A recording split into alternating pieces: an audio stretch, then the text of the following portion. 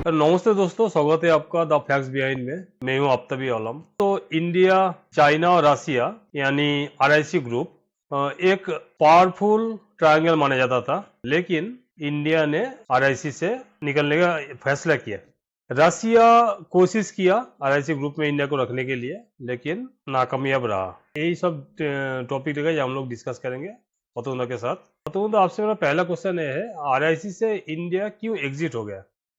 देखिए Aftab, Russia, India और China, ये आरआईसी जो ग्रुप है, ये बहुत पहले एक बार बात चला था। मगर उस टाइम में भी अगर हम लोग देखें, ये कोई सक्सेसफुल कोई भी इनिशिएटिव उस टाइम में भी लिया नहीं गया था। बीच में बात चल रहा था, बहुत सालों से ये बात चल रहा था। मगर जब चाइना के तरफ से गलवान हुआ, उसके बाद से इंडिया ने अपने तरफ से ये आरआईसी से थोड़ा सा अपना जो डिफरेंस है वो मेंटेन करके रखा है। इंडिया ने उसके बाद कोई भी अपने तरफ से कोई भी कन्वर्सेशन आरआईसी को लेकर नहीं किया है। ऑन द अदर साइड अगर देखा जाए, इंडिया अपने साथ रशिया का जो रिलेशन है वो कंटिन्यूअसली अच्छी तरह से मेंटेन किया है।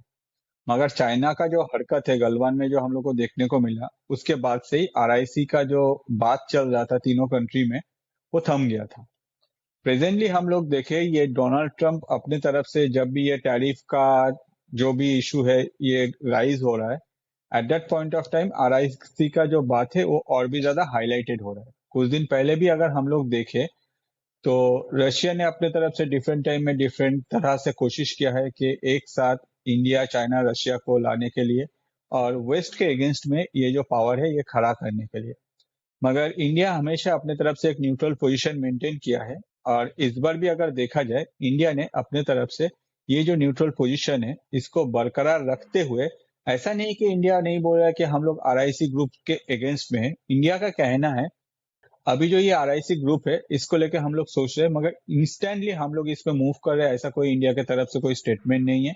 इंडिया कह रहा है कि भाई हम लोग इसमें सोच रहे हैं, हम लोग देख रहे हैं, आगे जाके अगर कभी लगेगा तो हम लोग उस बारे में बात करेंगे। और इसका मेन रीजन है एग्जैक्टली चाइना। क्यों? क्योंकि चाइना इसको अभी इसलिए हाईलाइट करना चाह रहा है। चाइना चाह रहा है कि इंडिया के साथ जो यूएस का ट्रेड डील है ये फाइनल होने वाला है। और इस टाइम में अगर आरआईसी हाईलाइटेड हो जाता है तो ऑब्वियसली यूएस के साथ इंडिया का जो ट्रेड डील है उसमें इंडिया अपने तरफ से, हो सकता है कि यूएस अपने तरफ से ज्यादा टैरिफ इंपोज कर दे इंडिया के ऊपर, जिसमें चाइना का प्रॉफिट है, क्योंकि चाइना जो है मेनली जो है एक्सपोर्ट बेस्ड एक इकोनॉमी है। तो बस यही सोच है इसके पीछे। आपको क्या लगता है, आरएससी से इंडिया का निकालना ये क्या पॉलिटिकल मूव था इंडिया का?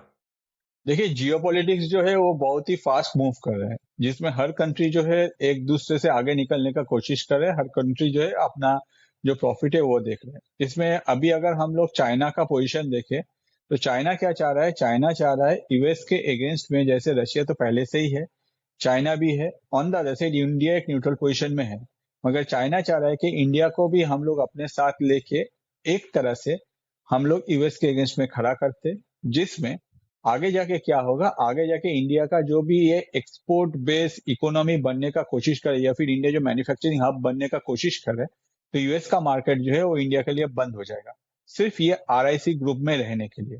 On the other side India क्या चाह रहा है? इंडिया चाह रहा है कि भाई अपना जो न्यूट्रल पोजीशन है उसको हम लोग मेंटेन करते हैं। हाँ, अगर यूएस एकदम एक्सट्रीम लेवल पे जाएंगे तो हम लोग के पास ऑप्शन है भाई आरआईसी ज्वाइन करने, या फिर आरआईसी को लेकर हम लोग नेक्स्ट लेवल पे सोच सकते हैं। मगर अभी जो है, अभी हम लोग यूएस को एक क्लियर मैसेज दे सकते हैं, जिसमें हम लोग कहेंगे कि देखिए हम लोग के पास ऑप्शन है आरआईसी में, मगर हम लोग आपके अगेंस्ट में नहीं जा रहे। आप लोग अगर हम लोग को एक अच्छा डील प्रोवाइड करते हो ये टैरिफ को लेके, तो ऑब्वियसली हम लोग एक न्यूट्रल पोजीशन ही मेंटेन करेंगे और हम लोग अपना कंट्री का सोचेंगे, ना कि हम लोग कोई भी चाइना के साथ जाके मिलके आरआईसी ग्रुप में प्रोएक्टिवली ज्यादा काम करेंगे अगेंस्ट वेस्ट।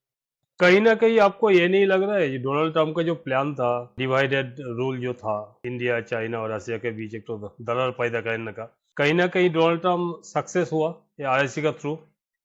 देखिए, इंडिया और चाइना और रशिया के बीच में जो दरार और भी उसको बढ़ाने का जो प्लानिंग था डोनाल्ड ट्रंप का, उसमें मैं कहूंगा कि इंडिया चाइना के बीच में पहले से ही दरार है, जो कि डोनाल्ड ट्रंप आने से बहुत पहले ही हम लोग गलवान में देख चुके हैं। और ये जो प्रॉब्लम है ये बहुत सालों से ही चलते आ रहे हैं। हाँ, अभी अगर देखिए इंडिया के साथ ट्रंप आने के बाद ये टैरिफ की वजह से हो सकता है कि कुछ कुछ पार्ट में इंडिया के साथ चाइना का जो रिलेशन है वो अपनी तरह से थोड़ा सा सुधर रहा है, या फिर चाइना और इंडिया करीब आ रहा है। On the other side Russia के साथ इंडिया का जो रिलेशन है ये बहुत पहले से ही, ये यूएसएसआर के टाइम से भी अगर आप देखें तो उस टाइम से भी चल रहा है, अभी भी चल रहा है। ऐसा नहीं, जब पूरा वर्ल्ड में यूएस ने अनाउंस कर दिया कि भाई रशिया से कोई क्रूड ऑयल नहीं खरीदेगा, उस टाइम में भी इंडिया अपने तरफ से रशिया से क्रूड ऑयल खरीदा। और अभी भी अगर देखा जाए रशिया से इंडिया अपना 30% जो क्रूड ऑयल है, मतलब इंडिया का जो भी जरूरत है उसका 30% जो है वो रशिया से ले रहा है। ये जो दरार को नेक्स्ट लेवल पे ले जाने का जो ट्रम्प का प्लान है, इसमें हम लोग ये देख सकते हैं कि हो सकता है कि चाइना और इंडिया के बीच में जो रिलेशन है वो चेंज हो रहा है, और उसके पीछे एक मेजर फैक्टर है west. On the other side Russia के साथ इंडिया का जो रिलेशन है उसमें इंडिया जो है अपने तरफ से रशिया और यूएस को बैलेंस करके ही चल रहा है, जैसे इंडिया पहले चल रहा था। मगर डोनाल्ड ट्रंप का कुछ स्टेप जो है लास्ट कुछ दिनों से हम लोग देख रहे हैं, हो सकता है कि वो इंडिया के लिए हम लोग को ठीक ना लगे, या फिर हम लोग वो जो स्टेप्स है उसको हम लोग ठीक तरह से मतलब एक्सेप्ट ना करें as an Indian. On the other side Trump का कहना है कि एज ए ट्रम्प वेस्ट के लीडर है, मतलब यूएस के लीडर है, वो यूएस की इकोनॉमी के लिए सोच रहा है और यूएस की इकोनॉमी के लिए अच्छा है। मगर इंडिया क्या कर रहा है, इंडिया अपने तरफ से क्लियर मैसेज दे रहा है कि भाई आप जो हो बहुत ही अच्छे हो हम लोग के लिए, अगर आप हम लोग के साथ अच्छे हो तभी हम लोग आपके साथ अच्छे हैं। अगर हम लोग के ऊपर आप ज्यादा टैरिफ इंपोज करते हो तो हम लोग के पास सेकेंड ऑप्शन है क्या, देखिए ये हम लोग के पास ऑलरेडी ऑफर है आरआईसी को और भी प्रोएक्टिव करने के लिए जो आपके अगेंस्ट में है। हम लोग आपके अगेंस्ट में जाना नहीं चाहते, हम लोग एक न्यूट्रल पोजीशन ही मेंटेन करना चाहते हैं, अगर आप हम लोग के साथ एक फेयर डील प्रोवाइड करते हो तो। आपको क्या लग रहा है, रसिया ने इंडिया के ऊपर प्रेशर डाला है? देखिए रशिया का तो अगर कहा जाए, रशिया बहुत पहले से ही चाह रहा था कि आरआईसी जो है वो एक्टिव हो और वो एंटी वेस्ट होके आगे दुनिया के सामने आए। ऑन द अदर साइड अगर देखा जाए इंडिया अपने तरफ से रशिया के साथ जो फ्रेंडशिप है वो बहुत सालों से ही निभाए जा रहे हैं, और रशिया भी सेम कर रहा है। मगर इंडिया कभी भी ऐसा कोई स्टैंड नहीं लिया है जिसमें इंडिया एंटी वेस्ट कहलाया जाए। हाँ, इंडिया ने अपने तरफ से अपना फायदा देखा है, जो क्रूड ऑयल लिया है। On the other side Russia हमेशा चाहता है कि रशिया चाइना और इंडिया एक साथ होके एंटी वेस्ट बने। मगर इंडिया का जो न्यूट्रल पोजीशन है इंडिया अपने तरफ से वही मेंटेन कर किए जा रहे हैं। और अभी जब इंडिया के अगेंस्ट में नाटो भी खड़ा होने का कोशिश किया, उस टाइम में भी इंडिया अपना जो न्यूट्रल पोजीशन है उसको ही मेंटेन करने का कोशिश कर रहा है।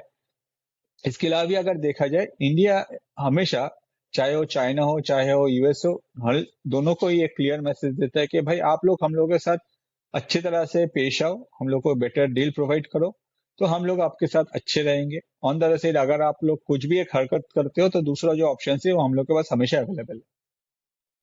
आपको क्या लगता है, इंडिया आरआईसी ग्रुप छोड़ के दूसरा कोई ग्लोबल कोई ग्रुप में ज्वाइन करने का टारगेट रख रहा है, ना दूसरा कोई रीजन है आरआईसी छोड़ने का? आरआईसी में इंडिया आरआईसी को छोड़ नहीं रहा है। इंडिया आरआईसी के लिए अभी इंडिया का कहना है कि जो अभी स्टेटमेंट आया था चाइना के तरफ से कि आरआईसी जो है एक सिक्योरिटी ग्रुप है, तो अगर आरआईसी एक सिक्योरिटी ग्रुप है और जिसमें अगर इंडिया प्रोएक्टिवली ज्वाइन करके उसमें अपने तरफ से सिक्योरिटी को लेके एनहांस करता है या फिर काम करता है, तो नो डाउट ये एंटी वेस्ट बन जाएगा। और ये एंटी वेस्ट अगर बनता है तो प्रेजेंटली जो डील हो रहा है यूएस के साथ, जो ट्रेड डील, उसमें यूएस अपने तरफ से बोलेगा कि भाई जो एंटी वेस्ट है उन लोगों के ऊपर हम लोग एक काम करते हैं, 50%, 60%, 100%, 500%, कुछ भी जो ट्रम्प का मर्जी है उस अमाउंट ऑफ टैरिफ चलाएंगे, जिसके वजह से इंडिया का जो एक्सपोर्ट है वो उसमें असर आएगा। इंडिया हमेशा चाहता है कि वो ग्लोबली एक मैन्युफैक्चरिंग हब बन के दुनिया के सामने आए, तो अगर एक्सपोर्ट ही नहीं होगा तो मैन्युफैक्चरिंग हब बन कैसे पाएगा। अगर देखा जाए तो इसमें चाइना का भी एक चाल है। चाइना चाहता है कि इंडिया का जो इकोनॉमिक ग्रोथ है, जीडीपी का जो ग्रोथ है, उसको हम लोग रोकने के लिए इंडिया को हम लोग एंटी वेस्ट में कन्वर्ट करते हैं। इंडिया को ये बात पता है। इंडिया इसीलिए ये जो चाल है इसको बैलेंस करने के लिए आरआईसी साथ ही साथ वेस्ट को क्लियर मैसेज दे रहा है कि भाई हम लोग जो है हम लोग न्यूट्रल है, जो भी हम लोग के साथ अच्छी तरह से पेश आएगा, हम लोग को बेटर डील प्रोवाइड करेगा, हम लोग उनके साथ जुड़ के आगे जाके काम करेंगे। अदरवाइज अगर आप हम लोग के साथ कुछ गलत तरीका से आप हम लोग के साथ कुछ करने का कोशिश करते हैं या फिर हम लोग को ऊपर टैरिफ इंपोज करते हैं, तो दूसरा ऑप्शन हम लोग के पास अवेलेबल है हर टाइम। तो दोस्तों, आरआईसी चैप्टर अभी के लिए पॉज हो गया है इंडिया के लिए। रसिया कितना भी कोशिश क्यों ना करे, पुश करे इंडिया के लिए, लेकिन इंडिया का कहना है नेशनल इंटरेस्ट पहले, तो आप लोग को क्या लग रहा है कमेंट करके जरूर बताइएगा, और हम लोग का पॉडकास्ट अगर अच्छा लग रहा है तो लाइक शेयर सब्सक्राइब जरूर कीजिए।